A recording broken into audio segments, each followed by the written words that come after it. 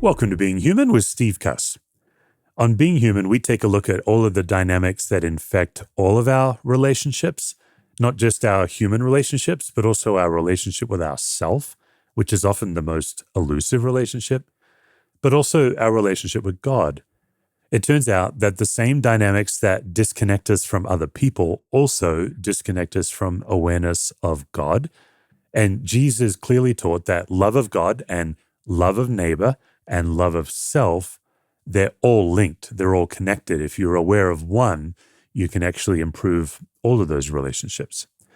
The dynamics we tend to cover on this show are reactivity, assumptions, uh, stuck patterns that you just repeat over and over, and attempted solutions that don't change anything. These are like the four core dynamics that infect all our relationships. And many of us, we just live in a highly reactive society. We are catching and spreading anxiety at a record rate. And one of the things that reactivity does is it disconnects us from awareness of God. That's why every week on the show, we pause and we just light a candle, just so we can relax into God's presence, exchange our anxiety for God's peace.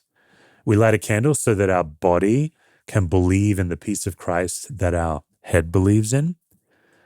And we light a candle because God is light, and in him is no darkness at all. And it's just a simple 30-second exercise where we can relax into God's presence and remember that in spite of how we feel and what's going on, that we're not alone, that God's with us. Well, I'm really excited about this episode today. I'll be introducing our guest in just a moment. This was a fascinating and I think profound conversation. I don't know, maybe 20 years ago, I started down the journey of studying sin as an infection as much as sin is moral. I know that's kind of a conceptual thing. Let me just summarize by saying I think many of us were probably raised in church culture where the language we used around sin was primarily moral. Things that are right and wrong, the things that you should do and the things that you shouldn't do. I have no problem with that. But as I studied particularly Romans in the New Testament, Paul's book, Romans, I was really surprised to discover that Paul actually talks about sin much more through the language of infection or a condition that we're in than he does things that we do and don't do. And that gets really interesting to me when we start to talk about a particular type of sin, addiction. Addiction. Addiction is both a condition, an infection, a sickness that we need to be healed from, and also has moral implications. And my guest today, Matt Wenger, specializes in helping people who are trapped in addictions. Matt's particular specialty being sexual addiction. And on this episode, what I really appreciated about this chat with Matt is the way we didn't just talk directly to a person stuck in a cycle of addiction.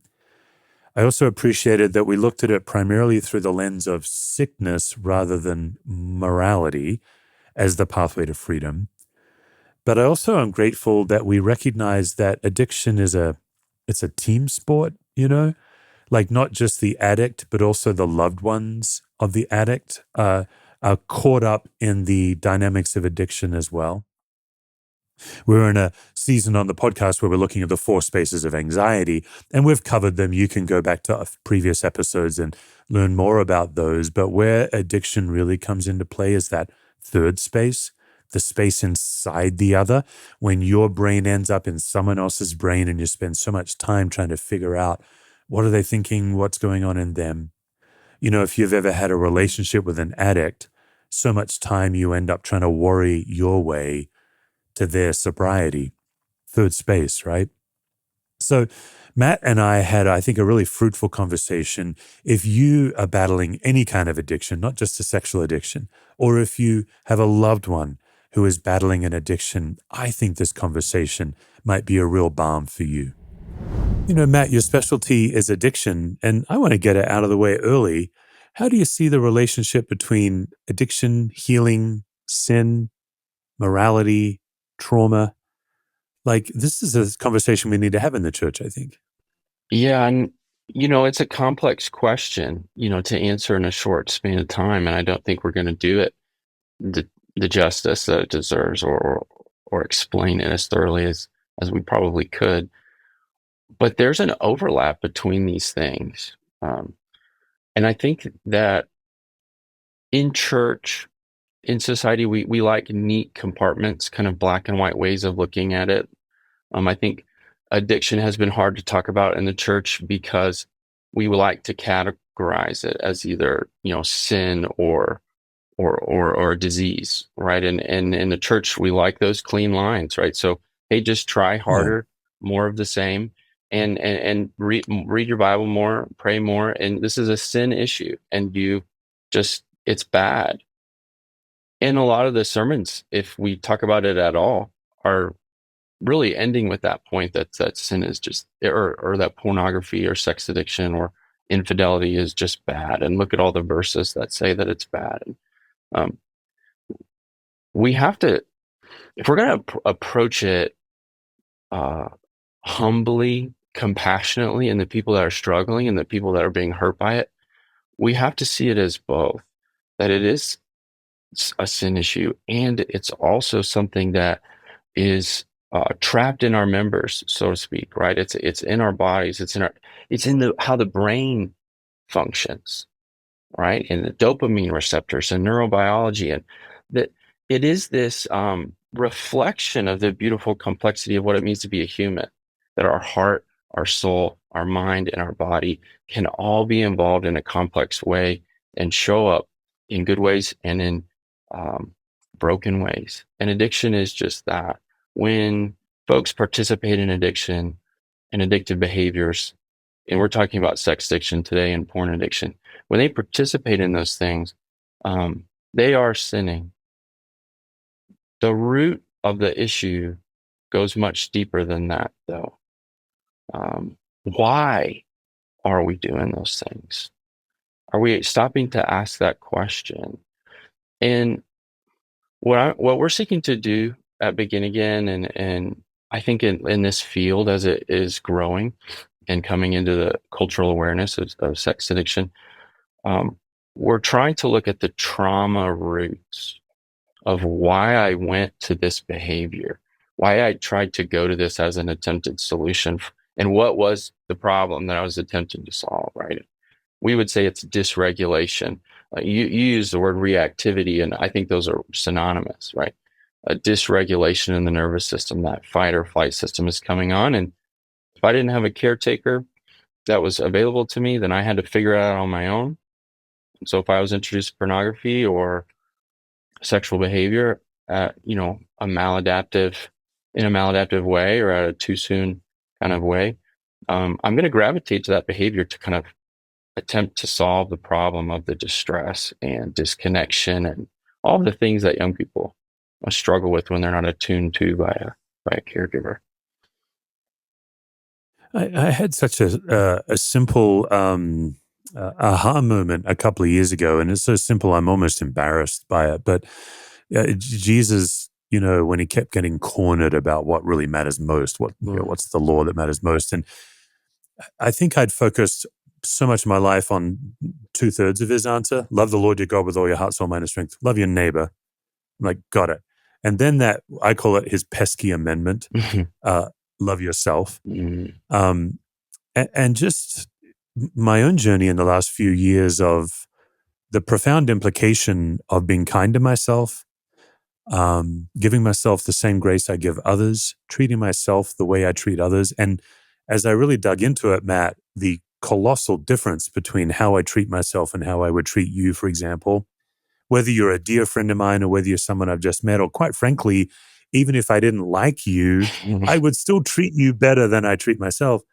When I sit down with people who have some kind of a sex addiction or any addiction, my experience as a pastor is they carry so much shame. They certainly don't need more from me. They actually need a relief from their own internal shame. What's your reaction to that? 100%. And I think that's a fascinating verse to use to talk about it. They The negative beliefs of a person who's struggling with sex addiction um, are one of the main things that keep them stuck in that place. I'm a broken person. I'm gross, I'm a pervert, or there's something wrong with me, right? And they actually probably believed that before sex addiction took root in their life. There was some trauma, some hurt. Um, but sex addiction, what it does is it confirms my negative beliefs about myself. It says, "Oh, see, Mm, look, I knew it. You know, you are shameful." And what's fascinating is when you work with these guys, especially in a Christian or through a Christian lens, or in the relational lens, a relational connection with God and what He has for them in their addiction and in their recovery. They're shocked because no, God can't love me. I don't I don't deserve it. My sin separates me from God, regardless of like what Romans says about that, and nothing can separate us from the love of God in Christ Jesus. And one of my friends, and he works here as a therapist, he said to this one guy who was struggling with that in his shame, he said, "It sounds like you believe that shame and guilt are more powerful motivators than love and compassion." And he said, "Absolutely, yes, I do believe." Right. And what a mm, challenge, right? Because I do think the church mirrors that in so many ways. And I love the church. I love it and its flaws. mm, But um, shame isn't it, it's a part of the addiction cycle, so it can't be the way out, right? mm, mm. Oftentimes, when somebody will come to me as a pastor, it's because their marriage is on the brink. Like they tend to not disclose a sex addiction until they really just can't hide it anymore. At least with a pastor, that's been my experience. Like I tend to end up in a triage crisis situation. Um, but what I've tried to do, just as a pastor, I don't have any clinical training in your field, is I just invite them to talk about, okay, what was your first encounter with pornography? Or your first encounter with some kind of a dysregulated sexual experience. And Matt, it's always when they're a child or a young teen, like always. There's Yes. never, no one has ever said to me, oh, I was 28, my prefrontal cortex was fully developed. It's always, and just when I say to them, because they're usually for me in their 40s or something when they come in or 30s, and I'll say, why are you expecting your 8-year-old self, your 12-year-old self to have an adult's capacity to cope? Um, you must have run into this again and again, I would think.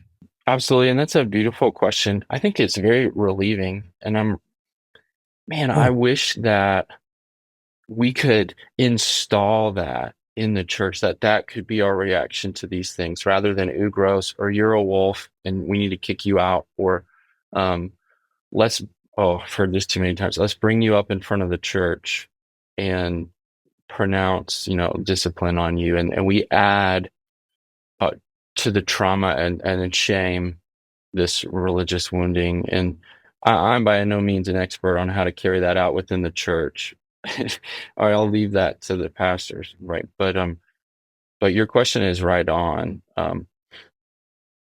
What I see, and I think this is confirmed in the work, is that it takes a attachment wound and a maladaptive sexual experience. Um, and what I mean by that is a break in the bond between the child and the caregiver, where I can't go to that caregiver to receive the support and comfort that I need to regulate sadness and anger and anxiety and fear. I don't have that safe attachment with this person. And then I get introduced to this behavior, either because someone invades my life with it through molestation or sexual abuse, or someone shows me pornography, or I stumble upon it somehow. And now I have all this distress, and then I have a way to deal with it. I have this behavior that doesn't even have to make me feel different. It just has to or it doesn't have to make me feel better. It just has to make me feel different. Right. And that's basically what addiction is I don't want to feel that. I'd rather feel this. Or I don't want to feel that. I'd rather feel almost anything else. Right. It's going to kill me.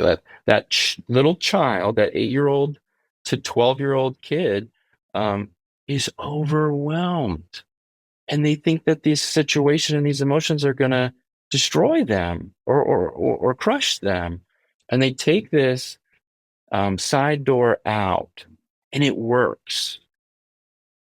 Steve, that's the crazy thing about it. It works until it doesn't.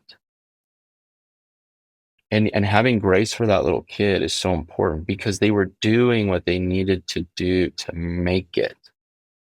And it worked for a while. It's just not working anymore. It's hurting you. It was hurting you then. Okay. You didn't know it. And it wasn't really solving the problem, but it helped you get through. It helped you survive. It became a safe attachment, a place where you could go with your reactivity and distress. It became a safe place for that. Now, it did me harm, right? And it does our mind harm and our soul harm and our imagination harm. It creates all these wounds of shame. Um, but what guys have to realize when they come to that point in your office is, I have to forgive that kid because they were doing what they needed to do to make it. And now, what is God going to do in this healing process if I like, avail myself to it? And we could talk a lot about that because addiction recovery really, if we're gentle and compassionate enough and open enough to see it, is a grace because of the depth of the healing that can happen in that process to the self and to those who have been wounded by it. It's quite beautiful to be a part of. Hmm. I'm in school right now, and I'm working on a 20-page paper on why Christian cohorts work. I'm studying the history of some cohorts. I'm diving into 12-step groups and my own journey with clinical pastoral education chaplain cohorts. And one of the things that I'm pulling out, because the paper is designed for me to kind of create a model or a new way of seeing things, is the power of, right now I'm calling it the peer and the project. I might have a better name for it later, Matt, but I think what makes a cohort work is that I am both the project, where I'm on the hot seat getting help from the cohort and the supervisor or the counselor, but I'm also the peer of the person next to me who will also take turns being the project. There's a beautiful, like in a traditional counseling setting, I'm always the project. I don't Mm, ever give mm. feedback to the therapist. It's a one way, and of course that's appropriate. I'm not saying that as a criticism. That's a very good thing. But these Christian cohorts, like you run these 14-day intensives, and the idea that a guy can come and be with other guys who are in the same struggle he is, and he is being helped, and also you are guiding him to help his brother. I think there's more healing there. Kind of that dual dynamic. Oh yeah, I mean we were made for community, right? We were made for connection. We were created for connection. I mean, uh, the God that we worship is an eternal community with Himself. How beautiful is that, right? So, of course, our healing and reconnection with God would happen in community. Like the project and the peers. I love it. You know, that's the pastoral alliteration. You know, at its Yeah, at its that's right. best, right Can't there. get the Yeah. preacher out. But I might add the word intimacy or vulnerability. Um, Mm, if we really want to find healing from these deep wounds of trauma and addiction, we are going to have to be vulnerable. We are going to have to bring ourselves and all the parts that we would rather no one see. I mean, the core fear of an addict is if you really knew me, you would reject me, right? yeah. And so I have to encounter that. And what's so beautiful about the cohort experience of healing is that I get to bring all of myself and all of the things that I've done. I get to say them out loud and realize that people aren't responding to me differently, that they have compassion and connection for me. It might not be fair to ask that of their family right now because that family is reeling, but I can look to these other men and receive that compassion and acceptance. Uh, Vulnerability plus authenticity equals intimacy. That's what we say. And what we're dealing with sex and porn addiction is an intimacy problem, right? I'm going to these things for a faux version of intimacy.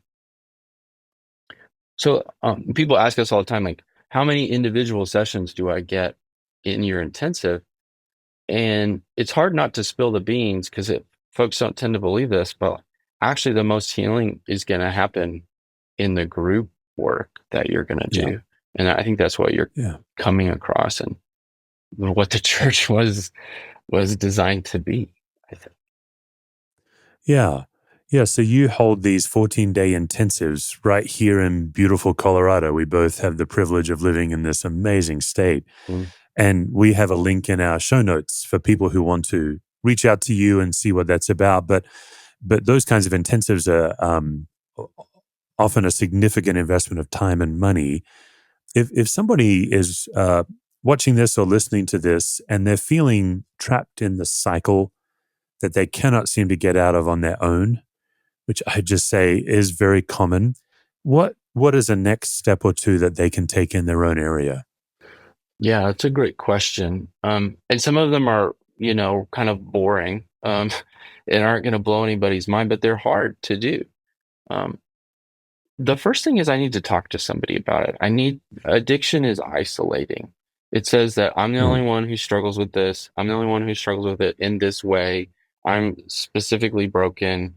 I'm terminally unique. No one is really struggling with this in the way that I'm struggling with. And I need to talk to somebody about it. But that person or persons that I choose to talk about it with, I need to be careful about who that is.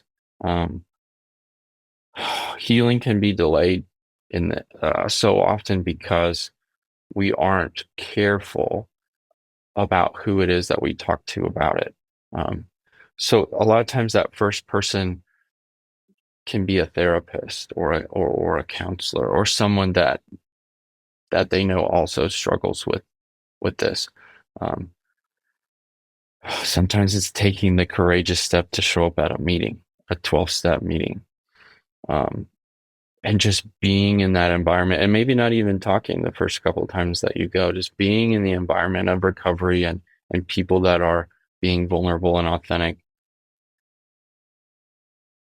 locking down your devices, having the conversation transparently about what's going on and bringing your spouse or whoever into that conversation when you're ready to, and commit to um, boundaries in this technological world. I mean, these are just basic steps, Stephen. I'm not going into detail about any of them, but um, if I had to highlight one, I need to get out of isolation. I need to get into community quickly. Um, that's the way out. And because what we're talking about is I need to be known. Okay. And the deepest desire of the human heart is to be fully known and fully loved. And that's only realized in relationship. Um, we're only known in relationship. If I live in a cabin in the woods, like, I will never really know myself, let alone the deepest parts of myself. So, yes, mm, get out of isolation, get into community as quickly as you can, be selective about those things, and encounter the humility that you need to go and ask for help. That's the mm. first step, right, of the 12 steps. So Matt, let's turn the conversation to somebody who is in a relationship with an addict. Maybe you're a spouse or a friend. You have some kind of maybe a romantic relationship with someone who is addicted. I was recently watching Carl and Laura Lentz. They have a podcast called Lights On. But for those who are not familiar, Carl Lentz was the lead pastor of Hillsong, New York City, very famously was exposed for having affairs. And from my take, one of the few leaders who has come back after that to talk about addiction, trauma, recovery, and take responsibility. It's a fascinating show. But a recent episode, Laura, his wife, was talking about, okay, right after you got caught, lost your job, my world is blowing up. Laura had no idea. She said, Kyle, then you quickly went to an intensive. He went to an out of state treatment. I think it was 10 days. And she said, when you came back, you were so excited because for the first time in your life as an addict, you got clarity on your childhood. And Kyle has been public about his own. He's a sex abuse survivor himself. So Laura said it was so disorienting for you to come in very excited, and I'm like 12 days into getting my mind around what is going to be a multi-year journey. Yeah. Tell us about what people who are in a relationship with an addict can do to be well. Ooh, I'm glad we're talking about this. Okay, because if we're going to care for addicts, we have to care for the people that are in the blast radius of the addiction. And that example is, I hear it all the time. Operating the way that we do, right? Guys come back and they're really excited, right? And the reality of what's going on there is, an addict who's been living a secret life of pornography, acting out in all the various ways in which you can act out sexually, they already have all of the information of what's gone on in the relationship. They have all of the information. This other person does not. And so when they are caught, and almost always people get help when they're caught, not even then is all of the information out on the table, just the part that's been found out. So this other person is reeling because they just hit this wall of what their marriage really has been, or who this person that they're in relationship is. Do I know this person? What has been going on? All the worst case scenarios, and they don't even have all of the information. And then what we do in that crisis is, okay, go get help. Like, we've got to fix this as soon as we possibly can. And then they come back and they've had all these epiphanies, but this other person still doesn't know the truth. They still don't know all the events that have happened to them. So we have to converge that reality and be truthful. And what we call that, when that happens in our field, we call it betrayal trauma. Betrayal trauma means that, like PTSD, that there's been an impact on myself and my reality that's causing me to perceive myself and to perceive the world differently as unsafe. And to answer your question directly, is that folks that have been the victim of betrayal trauma, please hear me, in all compassion. You deserve help and healing too. All of the resources, all of the money, all the time goes towards the addict. And rightly so in some cases, right? Because that's where the fire is. But here's this person who's hurting, who's had their life turned upside down. And a lot of them don't even give themselves permission to be sad, to grieve, to be angry, to go get their own help and to feel through what's happened to them. They may feel like they can't tell anyone about it because people are going to tell them to leave the relationship, and maybe they don't want to leave the relationship. So they're getting this kind of bizarro version of what the addict is going through, their own version of isolation, their own trauma, their own dysregulation and reactivity about what has happened to them, and how they feel about it, right? And now we have this addict who's reactive in their trauma, and this betrayed person who's reactive in their trauma, and now we're pinging off each other, and that can be really challenging. So my first word to those folks that are listening that have experienced that betrayal trauma is, you deserve help and healing too. Man, of course they're gonna say, well, he's the one with the issue. So, or and it's not always men that struggle with this. And sometimes it's she's got the issue. She needs to go get fixed. But there's been a wound here too. And real recovery looks like holding space for the person that we've wounded, and empathizing with them in their struggle and pain. I don't know if I answer your question directly, but man, that's a big issue. Yeah. Oh, it's huge. When our church has done work in the foster and adoption space, it took a while to learn that in the legal system, the child has a legal advocate, which of course, the birth parents have a legal advocate. The only party that has no advocate is the foster or adoptive parents, Mm, and therefore the system chews them up. Um, and it's stories like being promised that this child who's in foster system is eligible for adoption when really they're not eligible, and so the foster parents get very hurt and burned. And it feels the same to me, Matt. Like if we're not careful, the addict gets all of the attention and advocacy, and that's challenging because oftentimes in these relationships, the caregiver is already prone to overfunction, yes, already prone to change who they are, sacrifice themselves, do whatever it takes. right. And so advocating for the well being of the loved ones, I think, is so essential. Yeah, and if we're gonna do that well, we have to meet that moment. So many partners of sex addicts, they'll tell me, we went to the pastor or we went to this elder or we went to where, and they were essentially told that they were partially, if not completely, to blame.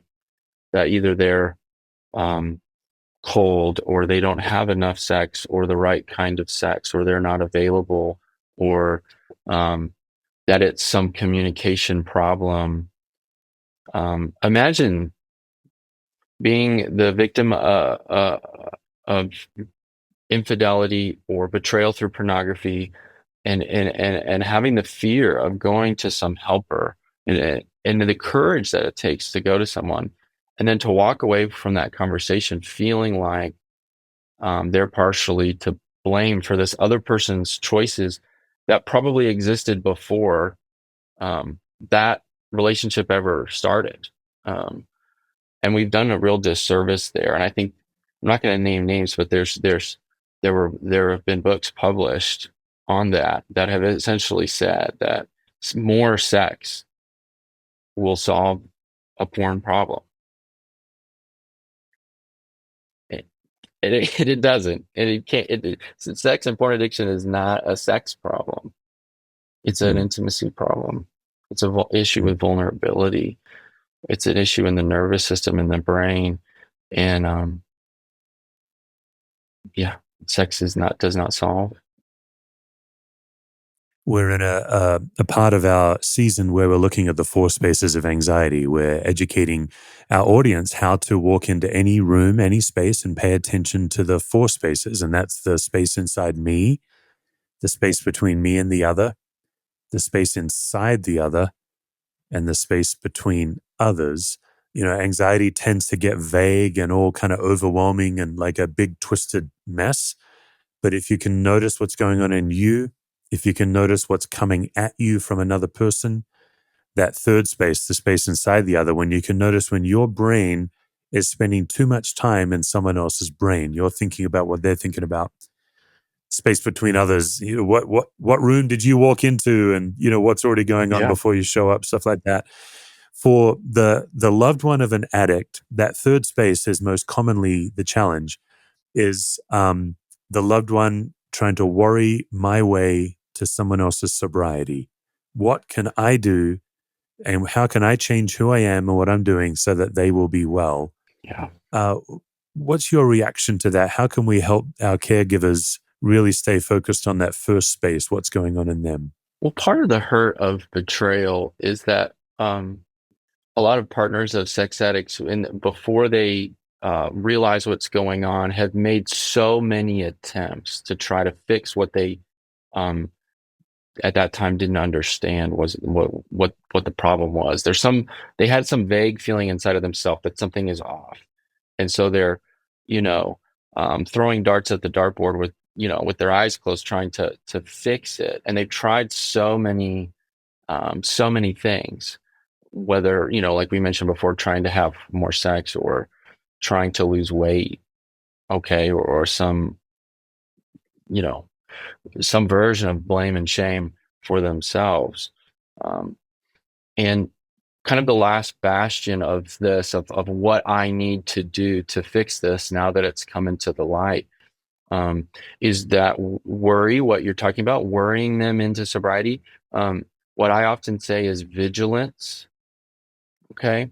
My vigilance is what will keep them sober. My vigilance is what's going to keep, what they're really meaning at the root of it is my vigilance will keep me safe, right? To keep me safe from being hurt by this person again. Um, and I have so much compassion for that. Okay, of course they would think that, right? I'm never going to be caught off guard again. I'm never going to be blindsided by something like this again. So I'm going to be vigilant. I'm going to be anxious and worry and just check emails and phones and get everything, passwords, get all the information that I can, get all the, insight that I can into this, read all the books about this, right? Get all the information I can. And and this is so hard, Stephen, it takes, we're jumping a couple of steps because it takes so much time and healing and drawing out to really do this. So those of you who are listening, like, this is not the first step in the healing process, but it might be Yeah. the near the end, or when we find some healing, we'll be able to say that my vigilance cannot keep this person sober. I did not cause this and I cannot correct it. And it is not within my power to change it. Um, they're going to do what they're going to do. Now I can set up boundaries for myself and tell them, hey, this is where my line is. And if this continues to happen, I'm going to be forced to make choices about our relationship, or wherever those boundaries may be for them. But I have to sit back and eventually say that even if I stay in a reactive, vigilant state, I cannot monitor them 24/7. And if they want to act out in their addiction, they will. And I have to be okay with what's going on in me. And I have to release what's going on in them. And that's the only way to find healing and for myself in this, if that makes sense. Yeah, we often coach people just to make 3 columns in a journal, and the columns are simply what is mine to carry, what is theirs to carry, what is God's to carry.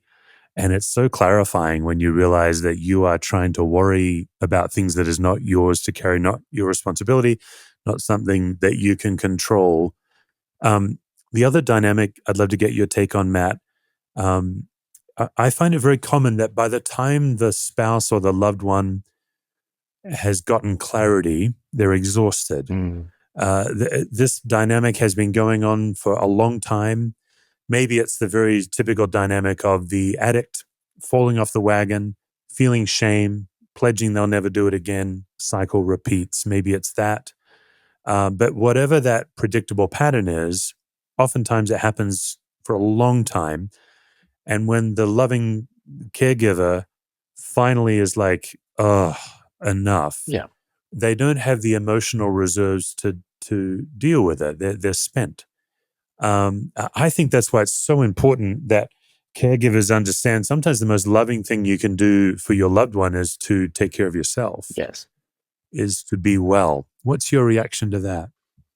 What, so this complex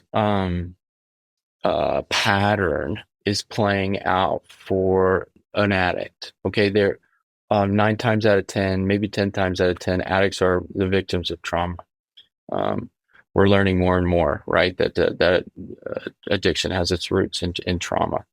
What addicts will do in the outplaying or of their addiction, they will, through these multiple woundings of this person whom they love, exhaust them, hurt them, wound them to the point where they're so angry and hurt that that addict's inner child, all right, that little wounded part of them is reacting to their loved one as if they are this angry parent that hurt them, or they've so exhausted this loving partner that um, they are reacting to their um, what they're perceiving as cold or disconnect, or I'm done, do whatever you want. look at the porn if that's what you want, go sleep with other people. I'm done. I'm done, right? And the addict is then responding to them as if they're that cold, disconnected, unavailable caregiver from their youth, right? So um, what I want partners of sex addicts to hear is that that is not who you are. Addiction cultivates those reoccurring patterns, and a loving stance towards yourself is I am not your mom or dad. I am not Mm. um, an avatar of your traumatic experience. I've been cast in this role. I'm being treated as such, and I need to step back and so that I can rediscover myself because 20 or 30 years have gone by of this, and I've lost maybe some of who I am, and I need to do my own healing work. And maybe this has brought up stuff from my childhood too, and I have to deal with that and address that. And sometimes the most healthy thing to do is to take time apart, um, whether that means the addict goes away to treatment or they separate their living spaces for a while. Um, it's very nuanced, and how we do that well. And I'm not going to get into the minutia of that, but we have to let and be kind enough to our nervous systems to give them or give us space to let that reactivity calm down. The addict's work is going to be to find themselves underneath the addiction and shame. The betrayed is unfortunately being forced to do that as well. Mm. And we need to Mm. get some space sometimes for that to happen. Um, uh, yeah, and have You compassion know, for whatever the result is. We're so quick to say, "Oh, you need to stay together," and this is what God wants, right? And without you know going down a rabbit hole of that, but yeah. Matt, this has been, I think, a really necessary and also intense and vulnerable conversation. So I think the best way for you and I to relax as we wrap up is for me to inflict the gauntlet of anxiety questions on you. I think we'll just do three today because I don't want to pile on. But let's just say, what is one way that you treat others that if you started to treat yourself the same way, it would make your life better? Hmm. Wow, I think it just who I am naturally, and then how that kind of therapy kind of glommed on to that, you know, part of myself is that I love to give people space for their feelings. I think their feelings deserve space, and I don't talk over people's feelings. I want them to have space to feel. And I do struggle to give myself that same uh, grace and space, and Hmm. to be still and to feel and to allow my own emotions to exist. That's an uphill thing for me to do. Hmm. When the local church is at its best, what's something it offers that you cannot get anywhere else? I think access to a community that reflects the community of our God, a vulnerable, connected, caring, mutual, indwelling community that is present to each other's pain and suffering. Unfortunately, and we don't need to go into the why, but like, unfortunately, the recovery communities often do this better than the church does. And uh, yeah. Yeah, requires desperation, I think, is the sometimes the missing piece from church. Okay, last question. When in your life lately have you felt most fully and completely loved? Mm. You know, I was talking about this actually last night with my wife, and my birthday wasn't too long ago, and my son, he's 13, he went out and got all of the ingredients and made himself for me a cheesecake because he knows that like cheesecake's my guilty pleasure, so to speak. And it was delicious. It was so good, and I was so proud of him. I was so impressed.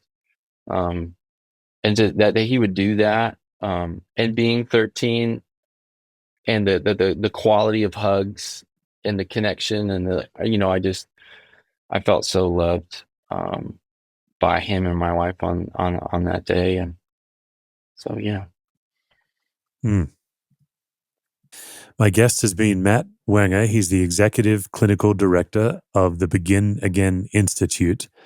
We'll have a link to their website in the show notes. They do offer in-person intensives here in Colorado, but also, as you'll see on the website, they have resources for addicts. They have resources for partners of addicts. They are clinical and Christian. And we hope that this episode has been encouraging and maybe has been a wake-up call for somebody to come get help.